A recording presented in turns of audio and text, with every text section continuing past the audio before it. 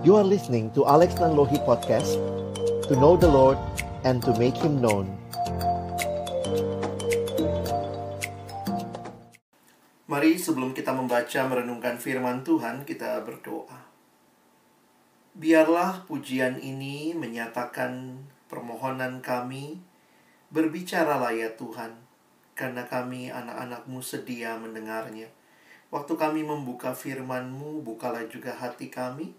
Jadikanlah hati kami seperti tanah yang baik, supaya ketika benih firman Tuhan ditaburkan boleh sungguh-sungguh berakar, bertumbuh, dan juga berbuah nyata di dalam hidup kami. Tuhan tolong kami mengalami kebenaran demi kebenaran firman-Mu. Firman yang kudus dan yang menguduskan hidup kami. Firman yang memberikan kepada kami pengertian demi pengertian. Firman yang tidak berubah, tapi firman yang kami percaya sanggup mengubah hidup kami. Itulah yang kami rindukan kembali menjadi bagian setiap kami yang ada di dalam room Zoom meeting kali ini. Menyerahkan waktu ke depan, Tuhan yang memimpin di dalam satu nama yang kudus, nama Tuhan kami Yesus Kristus. Kami menyerahkan pemberitaan firman-Mu. Amin. Shalom, selamat sore teman-teman sekalian. Saya bersyukur kepada Tuhan kesempatan seperti ini menjadi selalu pengingat ya, bahwa Allah yang setia, Dialah yang meneruskan pekerjaannya. Dalam beberapa tahap pergumulan waktu mau jadi alumni baru, meninggalkan kampus FISIP, dulu sempat bergumul ya, biasalah itu pergumulan, banyak tim rek, banyak alumni baru, mantan pengurus yang rasanya, aduh, gimana nanti ya kalau saya udah nggak ada di kampus? Gimana nanti berjalannya? Bagaimana anak-anak nih kayaknya menurun begitu ya? Pergumulan setiap kita kadang seolah-olah pelayanan ini bergantung pada kita ya. Tapi ketika melihat lagi bahwa ini udah tahun yang kesekian ya, bagaimana Tuhan berkarya, terus memelihara PO FISIP via, saya makin menyadari bahwa memang kita ini cuma alat-alat Tuhan. Tentu alat yang harusnya juga meresponi kesempatan ini dengan baik ya. Jadi teman-teman, saya beri judul pengutusan kita hari ini, bagi Injil bagi hidup. Saya ingin menegaskan apa yang mungkin merangkum kali ya, apa yang kita sudah pelajari dalam pergumulan yang juga saya pernah alami dan juga terus hidupi saat ini ya. Tidak mudah ternyata bagi Injil bagi hidup itu. Oke, nah ini kita semua tadi ya. Sementara kita bersyukur kepada Tuhan. Nah, saya mulai dengan bagan ini ya. Di dalam kita mengerti tentang kelompok kecil yang kualitas dan kontinu, sebenarnya ada 3 faktor yang berpengaruh ya. Tentu kehadiran Tuhan itu pasti ya, tetapi kan Tuhan bekerja di dalam proses waktu, di dalam penyerahan diri kita dan penyerahan diri orang-orang yang mau kita pimpin nantinya. Nah, jadi saya melihat dalam konteks itu, maka PKK, AKK, dan proses ber-KK ini yang mungkin akan terus jadi perjuangan kita. Jadi kalau kita bilang bagaimana di kampus kita ini ada kelompok kecil yang bagus, yang berkualitas, dan terus continue ya. Ada prinsip murid yang memuridkan terus terjadi. Maka 3 hal ini yang biasanya kita evaluasi, kita pikirkan, kita gumulkan. Pertama, PKK-nya seperti apa? Ya, tentu harusnya PKK-nya baik dong ya, gitu ya. Karena beberapa kali saya juga lihat PKK-nya bagus, tapi pas dapatnya ada kelompok kecil yang nggak serius dibina. Jadi PKK yang baik dapat AKK nggak baik ya, itu juga sedih ya. Nah, di sisi yang lain ada kadang-kadang AKK-nya yang bagus gitu ya. Mungkin sudah dibina di SMA, sudah dibina dalam keluarga yang baik, di gereja yang baik, PKK-nya di kampus yang ternyata asal-asalan. Nah, bisa begitu ya. Atau bisa jadi mungkin secara kualitas di atas kertas PKK-nya bagus gitu ya. AKK-nya juga baik gitu, anak-anak yang luar biasa. Tapi proses berkelompok kecilnya, nah ini juga jadi pergumulan ya. Ternyata naik turun begitu. Satu semester ketemu cuma satu kali. Jadi proses berkakaknya itu bicara masalah frekuensi, itu bicara masalah bahan yang dipakai. Jadi poin saya adalah ternyata memang tidak mudah memperjuangkan pemuridan. Secara khusus dalam konteks kita adalah kelompok kecil. Teman-teman adalah calon-calon pemimpin kelompok kecil, berarti ya calon PKK ya. Nah, disinilah saya ingin merefleksikan dari apa yang saya coba pahami. Karena kalau lihat gambaran ini, yang ada dalam kontrol kita banget itu bagi saya yang pertama, PKK-nya. Ya, bagaimana teman-teman sebagai PKK lah ya, kalian yang paling mungkin dikontrol, yang paling mungkin membuat proses ini berjalan dengan baik. Karena AKK jujur aja, kadang kalau kita juga belum kenal, belum tahu, banyak kita nggak bisa mengontrol mereka. Keseriusan mereka seperti apa, dan seterusnya. Dan karena itu yang paling bisa kita kontrol adalah diri kita sendiri. Nah, hari ini saya ingin bercermin dari pemahaman ini, melihat apa yang terjadi di 1 Tesalonika ya.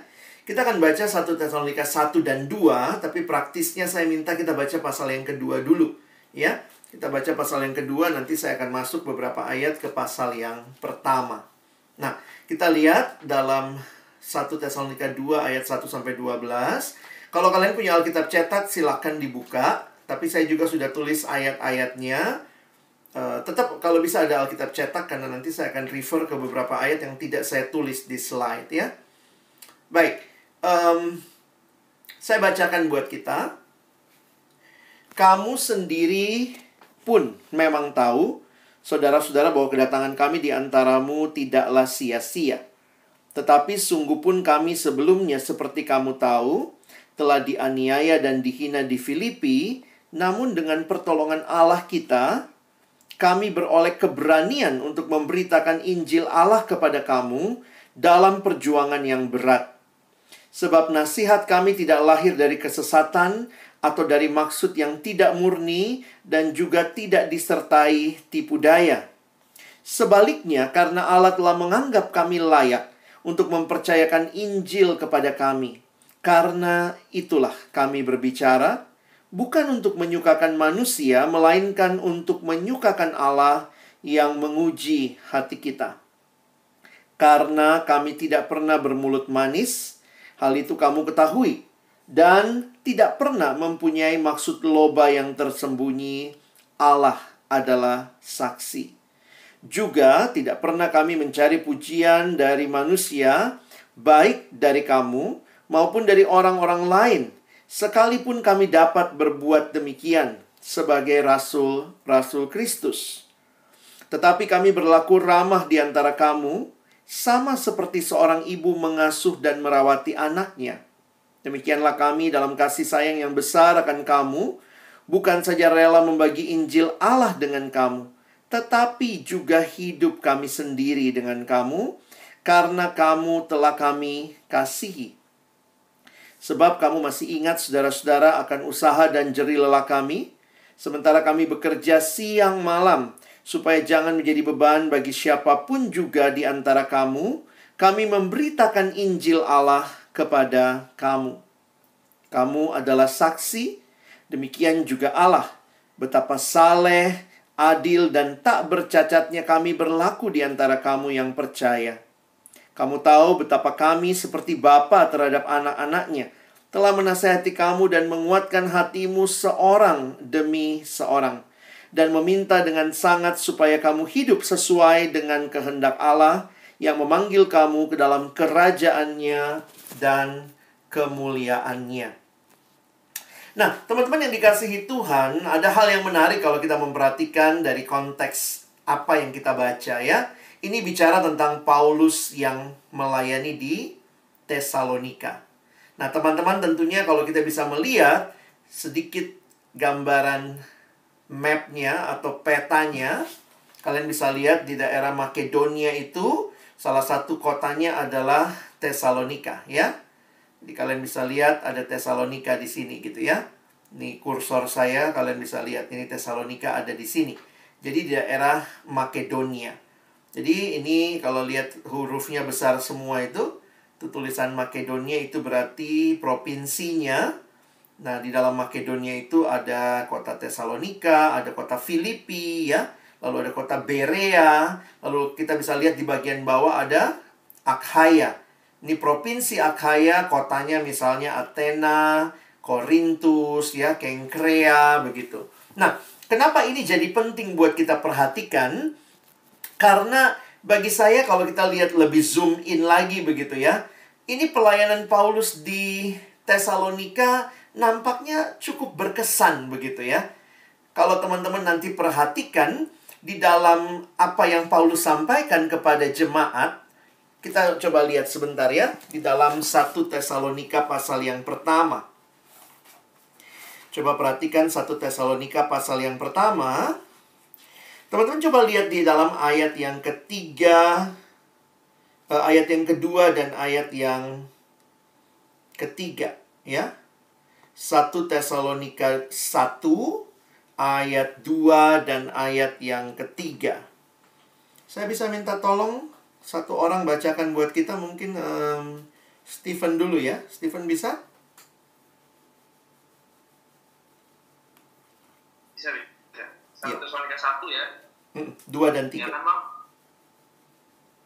kami selalu mengucap syukur kepada Allah karena kamu semua dan menyebut kamu dalam doa kami. Sebab kami selalu mengingat pekerjaan imanmu, usaha kasihmu, dan ketekunan pengharapanmu kepada Tuhan kita Yesus Kristus di hadapan Allah dan Bapa kita. Oke, thank you ya. Jadi teman-teman perhatikan sebentar, kalau kita lihat dari konteks ini, bagi saya ini adalah hal yang unik ya, dalam kebiasaan Paulus memberikan pemahaman terhadap jemaat yang bertumbuh itu kayak apa ya. Jadi bayangannya, jemaat yang ideal itu kayak apa. Nah, saya pikir 3 hal yang sering muncul dalam tulisan Paulus, triloginya Paulus ini menarik nih, ya. Pekerjaan imanmu, usaha kasihmu, dan ketekunan pengharapanmu. Nah, teman-teman, di banyak suratnya, kalau kalian perhatikan, Paulus biasanya di awal surat, dalam bagian pujian syukur kepada Allah, Paulus biasanya menyatakan 3 hal ini. Dan doa-doa Paulus pun biasanya berkaitan dengan 3 hal ini. Supaya kasihmu makin melimpah, supaya kamu makin teguh dalam iman, begitu ya. Nah, hal yang menarik yang saya perhatikan di 1 Tesalonika, 3-tiganya muncul dan 3-tiganya nampaknya dipuji. Iman, kasih, dan juga pengharapan. Kalau bicara iman, ini kaitannya dengan keyakinan, kepercayaan pada Kristus dan karyanya, kepada Allah yang telah mengutus Kristus. Bicara kasih, ini bicara horizontal, relasi dengan saudara seiman secara lebih khusus. Dan bicara pengharapan, ini bicara masa depan. Jadi, waktu saya memperhatikan, kalau ditanya ya teman-teman, misalnya, kerinduanmu apa sih mimpin kelompok kecil? Apa yang kamu rindukan terjadi di dalam diri orang yang kamu pimpin? Saya pikir Paulus memberikan deskripsi yang menarik begitu ya. Pekerjaan iman, usaha kasih, ketekunan pengharapan. Mungkin kalau bahasa yang lain Paulus juga bilang serupa dengan Kristus. Ya, kita bisa bilang banyak aspek lah. Tapi serupa dengan Kristus itu kayak apa? Apanya yang serupa begitu ya? Nah, saya lihat ini 3 aspek yang bisa jadi alat evaluasi kita melihat bagaimana sebenarnya karya Kristus di tengah-tengah jemaat. Nah, tapi pertanyaannya, bagaimana bisa ada jemaat yang ideal seperti ini? Saya pakai kata ideal dalam pengertian bahasa Inggris ya. Ideal itu bukan berarti sempurna, nggak ada salah ya. Tapi model. Jemaat yang model seperti ini nih gimana menghasilkannya ya? Nah, perhatikan lebih jauh. Coba kita lihat di ayat yang keempat dan ayat yang kelima dari 1 Tesalonika 1. Ayat yang keempat dan ayat yang kelima. Saya minta tolong kesediaan Daniel, bisa tolong bacain? Dan kami tahu, hai saudara-saudara yang dikasihi Allah, bahwa Ia telah memilih kamu. Sebab Injil yang kami beritakan bukan disampaikan kepada kamu dengan kata-kata saja, tapi juga dengan ketekunan oleh Roh Kudus dan dengan suatu kepastian yang kokoh. Memang kamu tahu bagaimana kami bekerja di antara kamu oleh karena kamu. Baik, terima kasih. Teman-teman lihat ya, ini gambaran yang menarik bahwa Paulus menyadari yang pertama dan terutama karena Allah yang sebenarnya bekerja memilih mereka. Dan pergumulan ini bagi saya menolong kita memahami bahwa kita bukanlah segala-galanya ya. Jadi jangan sampai kita lupa diri sebagai orang yang menjadi pemimpin kelompok kecil. Ya kita cuma hamba sebenarnya ya. Di satu sisi kita melihat bahwa Tuhan berkenan memakai kita aja udah luar biasa sebenarnya. Tuhan meresikokan pekerjaannya yang luar biasa ini kepada kita yang ya nggak taat-taat amat, yang masih jatuh dalam dosa, yang masih bergumul dengan keakuan kita. Tapi disinilah kita melihat keyakinan bahwa Allah yang memilih, lalu kemudian dia menyatakan di ayat 5 tadi yang Daniel baca, bukan disampaikan dengan kata-kata saja, tapi juga dengan kekuatan oleh Roh Kudus. Nah, teman-teman, apa yang menarik? Karena kalau kita perhatikan jemaat yang ideal seperti ini, Allah memang bekerja luar biasa. Teman-teman coba lihat sebentar apa yang terjadi di Kisah Rasul 17. Nah, kita jalan-jalan sebentar ke Kisah Rasul 17. Karena kalau kita mempelajari kitab Tesalonika, mau tidak mau kita buka Kisah Rasul, ya. Karena Kisah Rasul ini menolong kita melihat apa yang terjadi secara detail, ya. Coba lihat Kisah Rasul 17. Bisa mohon kesediaan flow, bacakan ayat 1 sampai ayat yang keempat. Kisah Rasul 17 ayat 1 sampai ayat yang keempat. Rasul 17 ayat 1 sampai ke 4. Paulus dan Silas mengambil jalan melalui Amfipolis dan Apolonia dan tiba di Tesalonika. Di situ ada sebuah rumah ibadat orang Yahudi. Seperti biasa, Paulus masuk ke rumah ibadat itu. 3 hari Sabat berturut-turut ia membicarakan dengan mereka bagian-bagian dari kitab suci. Ia menerangkannya kepada mereka dan menunjukkan bahwa Mesias harus menderita dan bangkit dari antara orang lain. Lalu ia berkata, inilah Mesias, yaitu Yesus yang kuberitakan kepadamu. Beberapa orang dari mereka menjadi yakin dan menggabungkan diri dengan Paulus dan Silas, dan juga sejumlah besar orang Yunani yang takut kepada Allah, dan tidak sedikit perempuan-perempuan terkemuka. Baik, terima kasih. Berapa lama Paulus ada di Tesalonika? Kalau lihat catatan ini, hanya 3 minggu. Karena 3 hari Sabat berturut-turut. Jadi jujur aja kalau lihat ini, saya juga mikir-mikir gitu ya. Wow, ini kalau bukan pekerjaan Allah luar biasa ya. Bayangkan pembinaannya 3 minggu, jemaatnya jadi jemaat yang ideal. Karena cerita selanjutnya, mulai dari ayat yang ke-5 ke bawah dalam Kisah Rasul 17, Paulus harus pergi karena orang-orang yang kemudian menentang dia di sana, banyak yang tidak suka dia pakai preman pasar itu ya. Kisah Rasul 17 ayat 5 ke bawah, ada orang-orang Yahudi yang iri hati dan dengan dibantu oleh beberapa penjahat dari antara petualang-petualang di pasar. Jadi ini preman pasar ikutan begitu ya. Sehingga akhirnya Paulus harus pergi meninggalkan Tesalonika. Jadi memang nggak mudah kalau kita perhatikan situasi yang ada. Ya, tapi perhatikan, sekarang kita balik lagi ya, kembali ke 1 Tesalonika. 1 Tesalonika, nah teman-teman, kenapa saya bilang ini jemaat yang ideal? Karena ada tulisan yang bagi saya sangat luar biasa. Perhatikan 1 Tesalonika pasal yang pertama. Coba lihat ayatnya yang ke-7. Ayat 6, 7 dan 8. Ya, ayat 6 sampai dengan ayat 8. Minta kesediaan Elisa, boleh baca buat kita ya.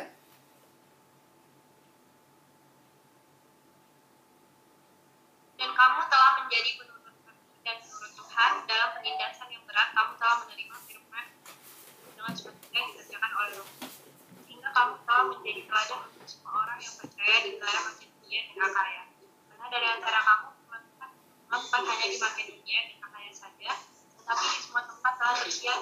menyatakan imanmu kepada Allah, sehingga kami tidak usah mengatakan apa-apa tentang hal ini. Terima kasih. Nah, teman-teman lihat ya. Bayangkan ini jemaat TOP-BGT gitu ya, top banget gitu. Karena kalian lihat di dalam ayat yang ke-6 tadi, kamu menerima firman, lalu ayat 7, kamu telah menjadi teladan untuk semua orang percaya di wilayah Makedonia. Masih ingat tadi? Kota Tesalonika berada di wilayah provinsi Makedonia. Jadi ini bukan jemaat jago kandang, hanya di kotanya top.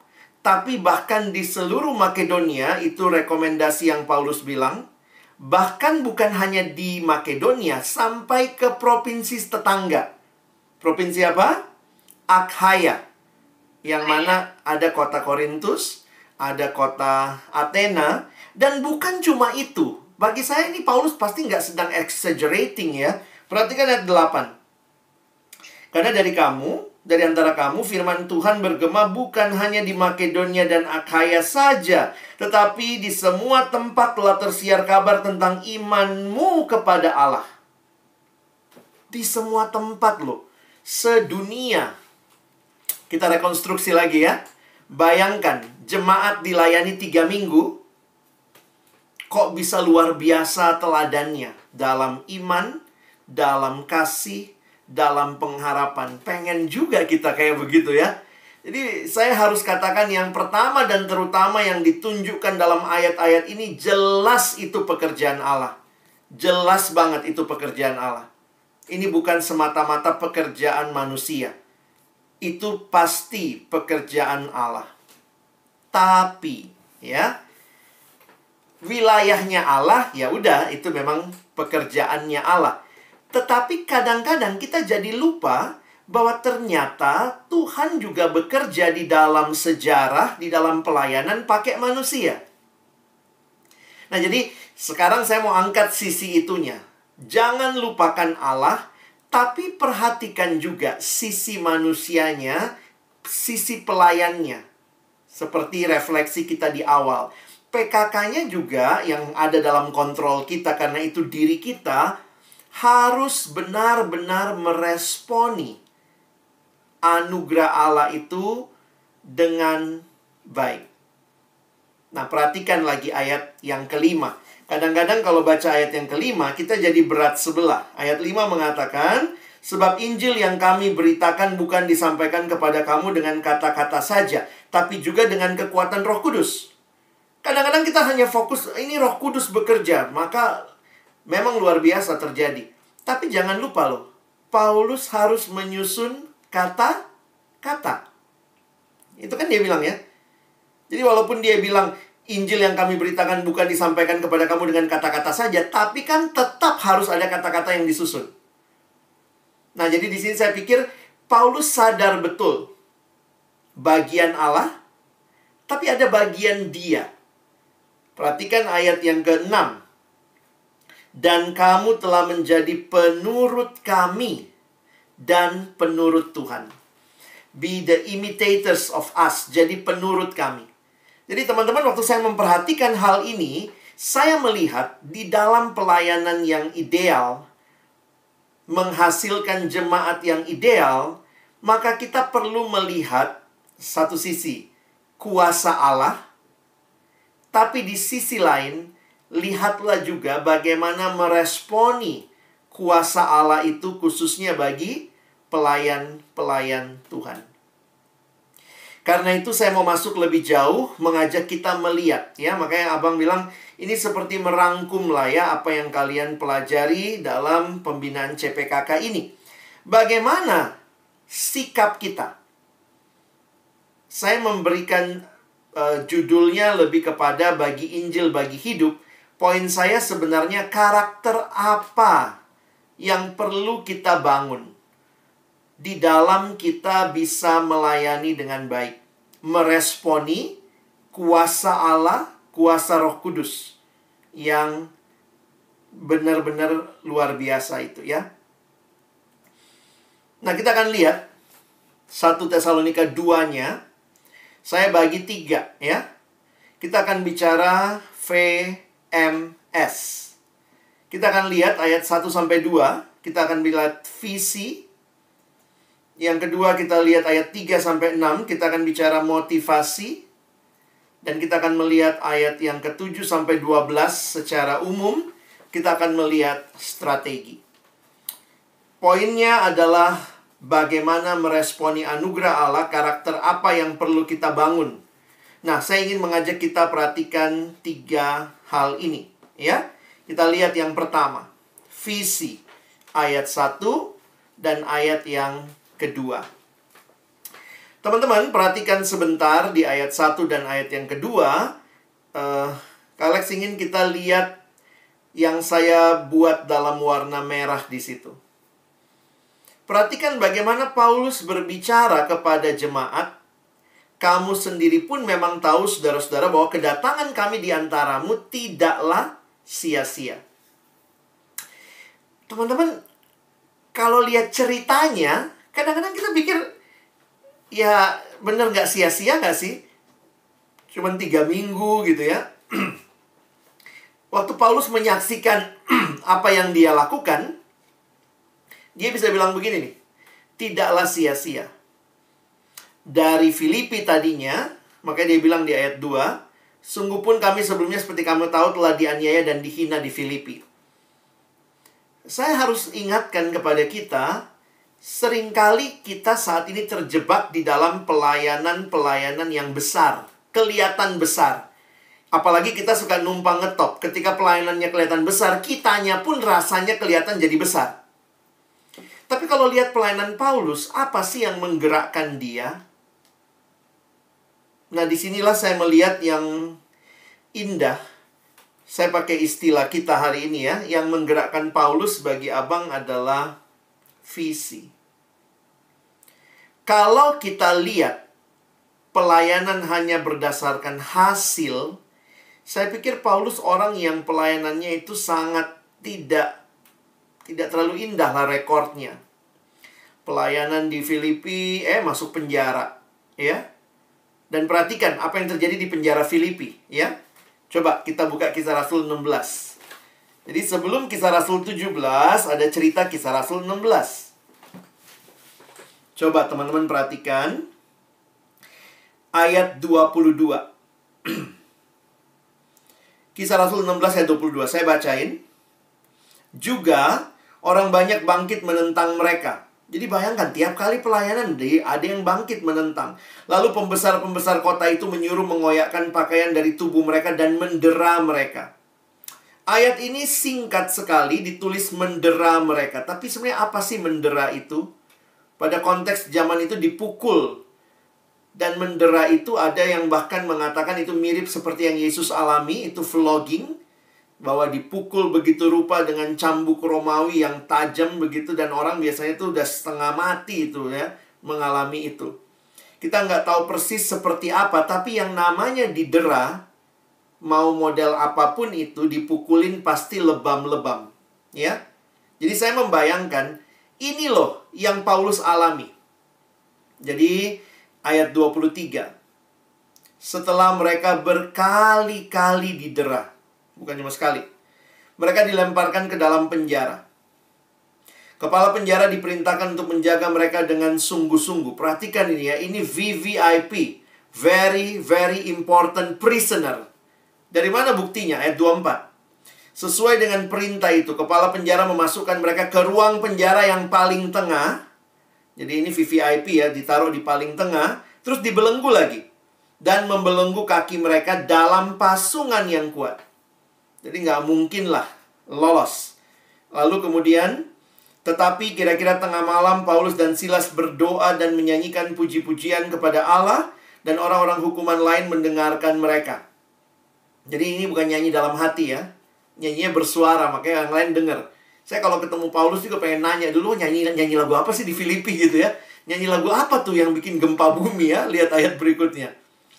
Akan tetapi ayat 26. Terjadilah gempa bumi yang hebat, sehingga sendi-sendi penjara itu goyah, dan seketika itu juga terbukalah semua pintu dan terlepaslah belenggu mereka semua. Ketika kepala penjara itu terjaga dari tidurnya dan melihat pintu-pintu penjara terbuka, ia menghunus pedangnya hendak membunuh diri.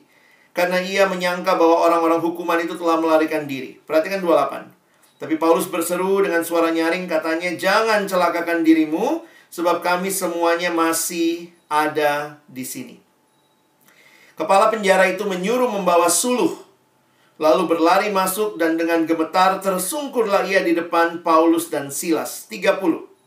Ia mengantar mereka keluar sambil berkata, "Tuan, apakah yang harus aku perbuat supaya aku selamat?" Wah, ini poin kabar baik masuk. 31. Jawab mereka, "Percayalah kepada Tuhan Yesus Kristus, dan engkau akan selamat, engkau dan seisi rumahmu." 32. Lalu mereka memberitakan firman Tuhan kepadanya dan kepada semua orang yang ada di rumahnya. Pada jam itu juga kepala penjara itu membawa mereka dan, nah ini bagi saya menarik nih, dan membasuh bilur mereka. Berarti benar-benar dipukulin ya. Ada bilurnya. Bilur itu bekas luka, lebamnya itu. Seketika itu juga ia dan keluarganya memberi diri dibaptis. Teman-teman, lepas dari penjara Filipi, orang kalau lebam itu berapa lama sih baru hilang ya? Mungkin kalau mikir-mikir, ya kalau dipukulnya sakit banget ya mungkin ya bisa 3 minggu, sebulan baru hilang lebamnya ya. Jadi Paulus masuk penjara bukan karena kesalahan dia, tapi karena dia memberitakan Injil lalu merugikan orang yang punya hamba perempuan itu ya. Dia masuk penjara di Filipi, lalu kemudian dia keluar penjara. Kalau kita lihat ceritanya, akhirnya dia keluar penjara, lalu kemudian disuruh pindah ke daerah lain. Karena mereka takut dia ternyata orang Romawi, mereka sudah masukkan penjara tanpa mengadili dia. Nah, apa yang terjadi? Bagi saya yang menarik adalah, perhatikan. Pada waktu itu, Paulus keluar penjara, lanjut ke Tesalonika. Sebenarnya kan gini ya teman-teman, ya coba bayangkan kalau kamu keluar penjara ya, di penjara tuh sebelum masuk penjara dipukulin abis nih badan gitu ya. Pengennya kan pulang ya, pulang, ngaso, tunggu dulu lebam-lebamnya selesai gitu ya. Tapi saya mencoba menafsirkan Kisah Rasul 17 ayat 1. Coba perhatikan. Paulus dan Silas, nah ini kalau kita pakai konteks sebelumnya, Paulus dan Silas yang masih lebam-lebam itu mengambil jalan melalui Amfipolis dan Apolonia dan tiba di Tesalonika. Ngapain? Beritakan Injil lagi. Baru saja di Filipi. Masuk penjara gara-gara memberitakan Injil. Pindah kota lagi. Beritakan Injil lagi. Gelo ini. Benar-benar gila kalau mau kita pikir ya. Lebam-lebamnya mungkin belum hilang. Pastilah belum hilang. Sudah pindah lagi memberitakan Injil. Kalau yang menggerakkan Paulus adalah program, kalau yang menggerakkan Paulus adalah hasil berapa yang merespon, saya pikir Paulus pasti udah pulang ya.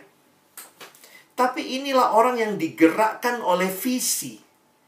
Sehingga orang yang digerakkan oleh visi bisa bilang tidak sia-sia. Apa ukurannya tidak sia-sia? Ya, teman-teman, waktu saya menghayati ukuran tidak sia-sia bukan sekadar berapa banyak orang yang bertobat. Tentu itu kita rindukan ya. Tapi ukuran pelayan Tuhan yang tidak sia-sia adalah apakah kita telah benar-benar melakukan tugas panggilan yang kita terima dari Tuhan. Visi mengingatkan kita ini bukan pelayanan berdasarkan program. Ini bukan, teman-teman tidak diutus oleh tim rek. Kalian tidak diutus oleh PK kamu, tidak diutus oleh alumni. Kalian diutus oleh Tuhan yang kasih visi. Kalau kamu bertahan, kamu bayar harga, kiranya itu karena visi. Visi yang menggerakkan kita untuk membayar harga demi hidup sesama. Ada lagu yang diciptakan Bapak Mangapul Sagala dengan kalimat itu. Rela membayar harga demi hidup sesama. Serahkan diri, beritakan Injilnya. Yang menggerakkan kita biarlah visi Allah sendiri. Kalau tidak, sebenarnya kita gampang sekali mundur. Lihat AKK nggak respon, mundur. Lihat AKK nggak maju-maju, mundur gitu ya. Aduh, kadang-kadang kalau saya pikir jadi Tuhan Yesus tuh PKK frustasi ya. Bayangkan sampai ngajarin begitu lama sama muridnya, pas dia ditangkap muridnya lari. Kalau yang menggerakkan pelayanan kita cuma hasil ya, yang menggerakkan pelayanan kita cuma ya converting dari orang-orang yang mungkin, ayo jangan lupa ya, ayo semangat ya. Tapi visi inilah yang harusnya menggerakkan kita. Dan kalau visi yang menggerakkan kita, maka pasti akan terlihat perbedaannya. Kita bukan menolak hasil. Kalau ada hasil, puji Tuhan. Tapi bukan hasil yang membuat kita mau terus melayani. Tapi ketaatan kita, relasi kita dengan Tuhan menggerakkan kita. Saya rindu yang ada di FISIP bukan PKK-PKK yang digerakkan sekadar oleh program. Ada programnya, lakukan. Nggak ada program, udah nggak lakukan. Saya suka berpikir ya kadang-kadang begini. Kalau nggak ada training CPKK begini ya, masih ada nggak ya orang yang mau jadi PKK di FISIP ya? Kalian jadi PKK karena training ini? Atau kalian jadi PKK karena kalian sadar betul setelah saya kenal Tuhan, saya rindu. Bukan cuma saya yang kenal Tuhan, saya rindu orang lain kenal Tuhan. Training ini cuma memperlengkapi. Jujur aja kadang abang sedih kalau tahu bahwa ternyata makanya dulu agak beda ya, beda konsep ya. Kalau zaman kami sama zaman kalian. Kami waktu itu harus jelas dulu mau jadi PKK baru di training. Karena bukan training itu yang membuat kamu jadi PKK. Kamu jadi PKK karena kamu dibina dalam KK yang baik. Jadi kalau sekarang kan agak beda ya. Sambil di training ditanya, gimana, makin jelas nggak, mau jadi PKK nggak? Jadi sebenarnya banyak yang ikut training tuh nggak mau jadi PKK, tapi ya dipaksa-paksa atau diapain gitu ya. Ya syukurnya sih akhirnya mau juga memberi diri ya. Karena mungkin makin melihat, makin jelas. Tapi harusnya kalau tidak ada training, masih ada nggak sih PKK di FISIP? Saya rindu kalian menghasilkan orang-orang yang melihat dengan jelas visi Allah. Dan akhirnya ada training, nggak ada training, orang-orang akan memberi diri untuk generasi yang baru. Mereka butuh kenal Tuhan. Saya sudah kenal Tuhan. Saya akan rindu memperkenalkan Tuhan kepada generasi selanjutnya. Awal ada PKK di FISIP. Kalau kita balik ke titik nol ya, kayak Pertamina. Mulai dari nol ya.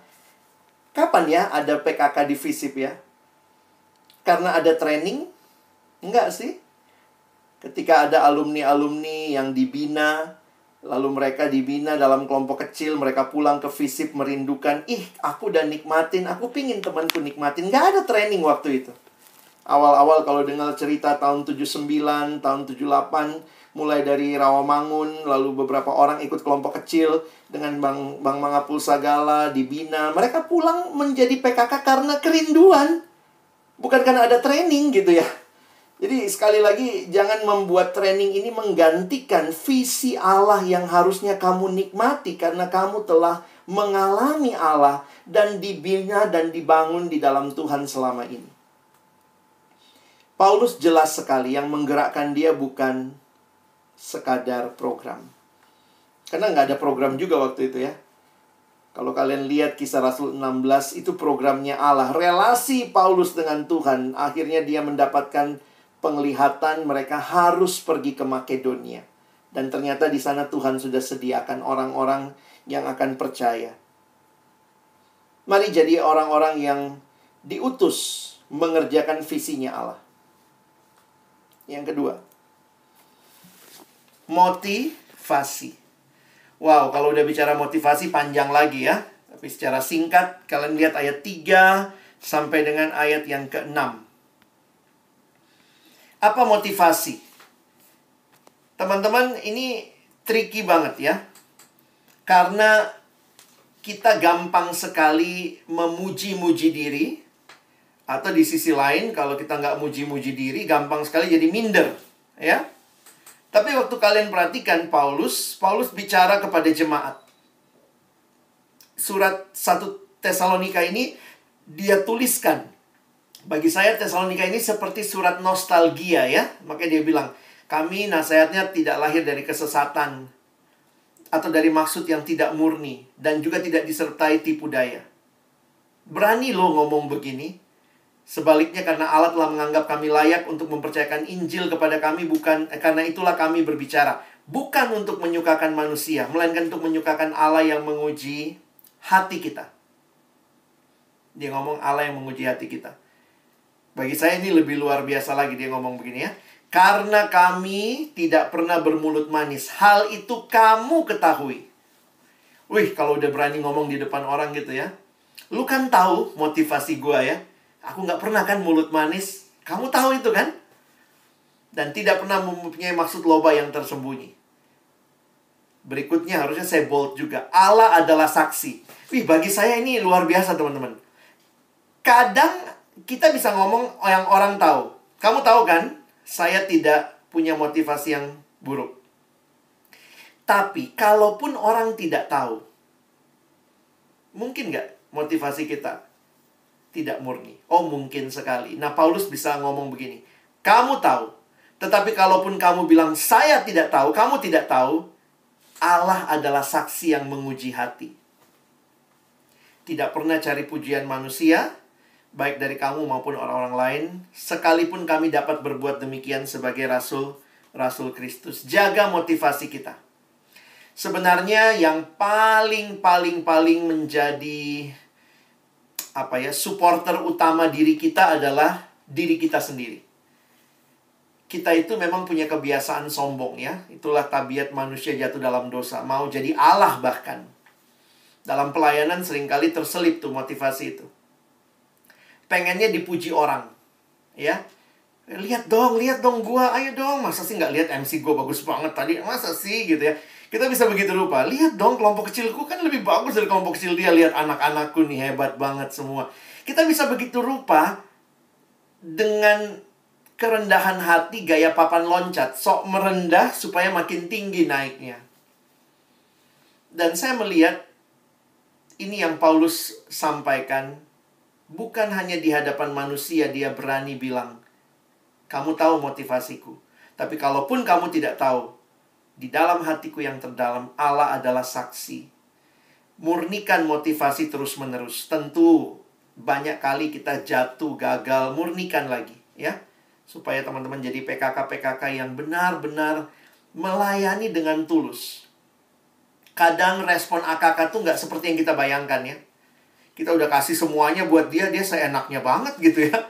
Jadi kadang saya pikir kalau motivasi kita tuh bisa jadi nggak murni ya dengan hal seperti ini.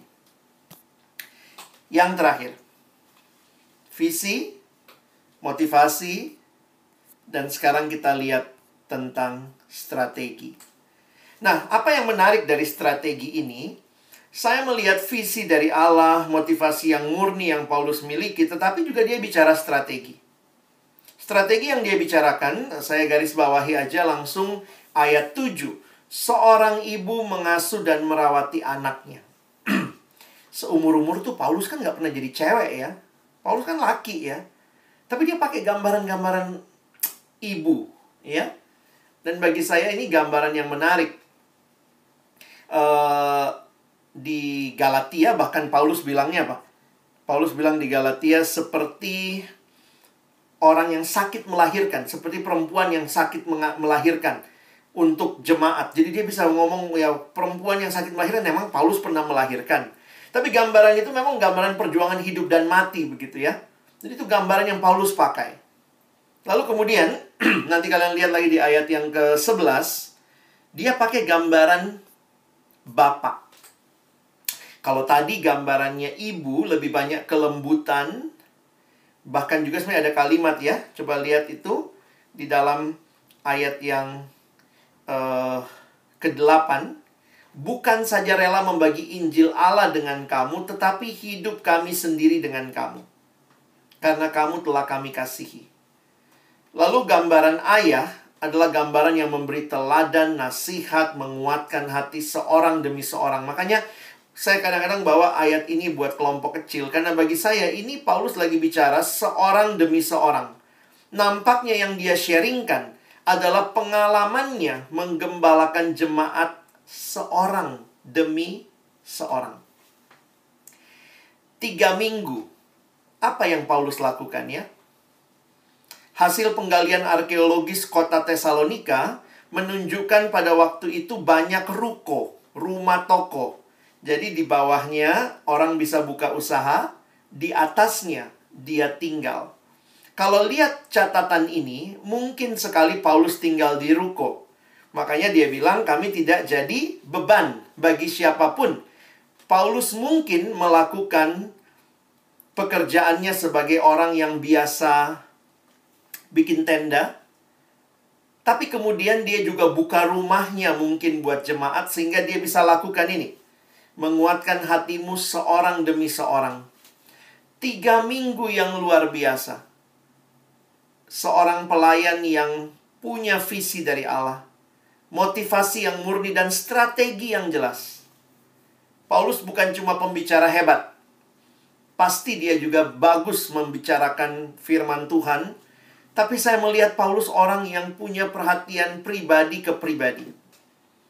Lihat nanti di Kolose muncul juga kata tiap-tiap orang. Tiap-tiap orang.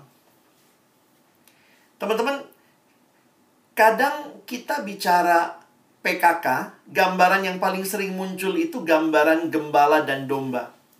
Tapi saya ingin mengajak kita lihat juga perspektif yang lain. Ini gambaran ayah dan ibu, gambaran orang tua. Jujur, banyak dari kita kan tidak punya pengalaman menggembalakan domba. Tapi pasti semua kita punya orang tua. Tentu tidak ada yang sempurna. Tetapi kita bisa membayangkan, makanya saya sekarang biasanya kalau ngomong sama PKK, coba jadi orang tua buat anak-anak yang kamu layani. Ini salah satu strategi yang bisa kalian pakai. Orang tua itu akan berjuang. Dan sebenarnya disitulah kita lihat ya. Bagi Injil, bagi hidup. Saya tutup dengan satu kisah pengalaman seorang teman. Apa artinya jadi orang tua? Saya karena belum punya anak, jadi saya belum paham bagaimana situasi yang benar, yang real. Saya pernah dengar, saya pernah tahu, tapi saya belum alami langsung. Jadi ketika teman saya cerita, ini salah satu yang berkesan buat saya mengerti apa artinya jadi orang tua. Jadi ada satu teman staff kami, ketika anaknya lahir, ternyata anaknya lahir itu prematur. Ternyata prematur 7 bulan dianggap lebih baik daripada prematur 8 bulan. Anaknya prematur 8 bulan dan ternyata ada beberapa bagian tubuh yang biasanya prematur 8 bulan itu tidak sempurna. Atau belum bertumbuh maksimal. 7 bulan malah biasanya lebih baik. Jadi ketika anak ini lahir, ketika kami besuk, datang gitu ya, lalu teman saya bilang, tolong doakan. Ternyata langit-langit mulutnya, di atas mulutnya, langit-langit itu nggak tertutup rapat, teman-teman ya. Wih, kaget juga tuh. Jadi kita bilang, gimana tuh pengobatannya? Dia bilang, dokter bilangnya begini, usahakan tetap bisa minum susu dengan baik. Nanti kalau dia tetap bisa minum dengan baik, asupan gizinya cukup, itu otomatis nutup sendiri langit-langit itu. Tapi kalau tidak cukup gizinya, maka di bulan berikutnya, kalau tidak mencapai berat badannya, jadi itu kalau bayi kan ada berat badannya harus naik ya. Kalau nggak mencapai berat badannya, nggak nutup, maka maaf harus operasi, ambil misalnya dari paha, diambil ditutup ke atas. Teman-teman, anak masih kecil, kita waktu itu kebayang, aduh jangan sampai lah operasi ya, masih kecil baru lahir begitu. Jadi apa yang teman saya lakukan? Ya kan gampangnya suruh minum susu kan? Tapi teman-teman jangan lupa, itulah pergumulannya. Karena langit-langitnya nggak nutup, setiap kali anak itu minum susu, itu keluar lagi dari hidung. Ya, karena atasnya langit-langitnya kebuka ya. Jadi harus ada posisi yang pas, supaya benar-benar itu masuk ke kerongkongan, tidak naik ke rongga mulut dan keluar lagi dari hidung. Lalu yang terjadilah di situ teman saya ceritalah perjuangan mereka lah ya. Kadang-kadang dia sama istrinya namanya juga baru jadi orang tua, capek, mesti balik anak, bolak-balik. Gimana posisi yang pas supaya anak itu bisa minum dan tidak tersedak, tidak keluar dari hidung. Kadang-kadang dia mesti balik anaknya, kadang istrinya yang ambil posisi bagaimana. Jadi teman saya suaminya juga harus berjuang begitu. Dan dia bilang, terima kasih buat dukungan doa kami, karena di bulan berikutnya Tuhan jawab doa. Anak ini cukup berat badannya, dan benar, ternyata makin lama makin nutup sendiri. Tapi waktu saya merenungkan, yang saya refleksikan adalah strateginya loh, orang tua ini loh, bapak dan ibu, supaya anaknya bisa minum susu, teman-teman.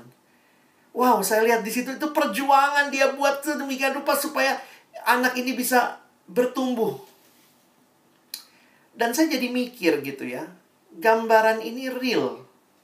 Ketika kita lihat ada orang tua yang punya anak, biasanya anak kecil kan susah makan ya. Ada mama-mama yang rela jadi helikopter yang ngeng, ayo buka mulutnya ngeng, gitu ya. Ada mama-mama yang rela jadi jet tempur. Pokoknya ada berbagai hal yang dilakukan supaya anaknya mau minum, mau makan. Ketika sakit, kasih yang tulus. Dan saya lagi berpikir gitu ya, kalau teman-temanku dapat visi dari Tuhan, punya motivasi yang tulus, maukah kita jadi orang tua bagi adik-adik yang akan kita bimbing dalam kelompok kecil nanti? Jadi bapak, jadi ibu. Ketika dia nggak mau saat teduh, bukan terserah kamu lah, bodoh amat, ya udah nggak mau, mati lah. Kalau teman saya bilang itu ke anaknya, ayo minum sendiri, gimana caranya lah, kalau nggak matilah. Bulan kedua mati kalau perlu. Tapi ketika abang sadar, iya ya, mungkin saya harus lakukan ini dan itu, Tuhan saya rindu dia bertumbuh. Orang tua yang mendoakan, merawat, mengasuh begitu rupa. Sehingga ini yang saya pikir akan menolong teman-teman melihat ke depan. Apa yang akan kita lakukan dengan tugas tanggung jawab yang Tuhan berikan. Ketika offline, seorang PKK pernah datang sama saya, dia cerita pengalamannya. Bang, aku sedih banget, adik kelompokku nggak mau saat teduh. Semua teman kelompoknya sudah saat teduh, dia aja yang enggak. Terus saya bilang, apa yang kau lakukan? Dia bilang, iya bang, doain lah, saya nggak tahu mesti ngapain. Minggu depan waktu saya ketemu dengan dia, saya bilang, gimana? Apa yang kau lakukan? Dia bilang, saya tanya sama dia bang, Dek, di mana kosmu? Oh di sini bang, gitu ya. Ini kakak ya, cewek. Di mana kosmu? Oh di sini. Oh gitu. Kau bangun pagi jam berapa? Katanya. Aku bangun ya sekitar jam 6 lah bang, kak gitu ya. Terus teman saya bilang ini, oh oke, jam 6 ya? Ya udah, besok kakak datang ya jam 6 ke kosanmu, kita saat teduh sama-sama. Waktu saya dengar cerita itu, akhirnya saya pikir begini, iya ya, kalau PKK punya hati seperti orang tua bagi anaknya, maka tidak rela anaknya tidak bertumbuh. Dia akan lakukan apa saja supaya orang yang dipercayakan Tuhan kepada dia akan terus mengalami pertumbuhan. Tapi kalau engkau tidak punya hati seperti orang tua, maka mungkin sekali juga ya sudah. Yang penting saya tidak terganggu, saya masih studi juga, saya punya pergumulan. Karena itu saya makin menyadari, satu sisi, di dalam 1 Tesalonika pasal pertama sangat ditekankan pentingnya kuasa Allah. Tapi 1 Tesalonika pasal 2 menegaskan harus diresponi dengan pelayan-pelayan yang sungguh-sungguh punya visi, punya motivasi, dan juga punya strategi yang rindu memberi dirinya. Teman-teman, hari ini semoga kita dapat keseimbangan ya. 1 Tesalonika 2 ternyata bicara pelayan yang ideal. Bagi abang ini menarik ya. 1 Tesalonika 1 bicara jemaat yang ideal. Tapi itu hanya mungkin dihasilkan dengan kuasa Tuhan, tapi juga dengan pelayan yang ideal, yang berjalan dalam visinya Allah, yang menjaga motivasinya tulus, dan dalam strategi yang luar biasa memberi diri bagi orang-orang yang dia layani. Seperti bapak, seperti ibu. Yang mengutus kita adalah Tuhan yang punya kuasa. Tapi Tuhan yang sama juga memberi kesempatan engkau meresponinya. Apa yang akan kau responi di hadapan Dia? Amin. Mari kita berdoa. Tuhan, tolong kami melihat kepada firman-Mu, merefleksikan setiap kebenaran, supaya hati kami makin diarahkan kepadamu. Kalau hari ini Tuhan mengutus kami dengan kuasa-Mu, tapi juga kami sadar, kami harus berjalan di jalan-Mu. Jalan menyangkal diri, memikul salib, ikut Tuhan. Jalan mengutamakan Tuhan, visi-Mu yang utama, bukan motivasi-motivasi kami yang terselubung yang menguasai kami. Dan bukan hanya status yang kami sukai, tapi berikan hati seperti orang tua yang rela bagi Injil, tapi juga rela bagi hidup. Dan di dalam anugerah-Mu kami akan melihat Tuhan memberkati pekerjaan ini. Karena ini bukan pekerjaan tim rek, ini bukan pekerjaan PKK, ini pekerjaan Allah sendiri. Di kampus kami, PO Visit Via, di generasi ini, membangkitkan pemimpin-pemimpin kelompok kecil yang rela bagi Injil, bagi hidup. Bukan hanya tahu Allah yang mereka layani, Allah yang berkuasa dan sudah menyatakan kuasanya, tetapi yang meresponi dengan memberikan the best of Him, the best of her, yang terbaik bagi kemuliaan Tuhan. Terima kasih, tolong kami bukan cuma jadi pendengar firman. Mampukan kami jadi pelaku firman-Mu. Dalam nama Yesus kami berdoa. Amin.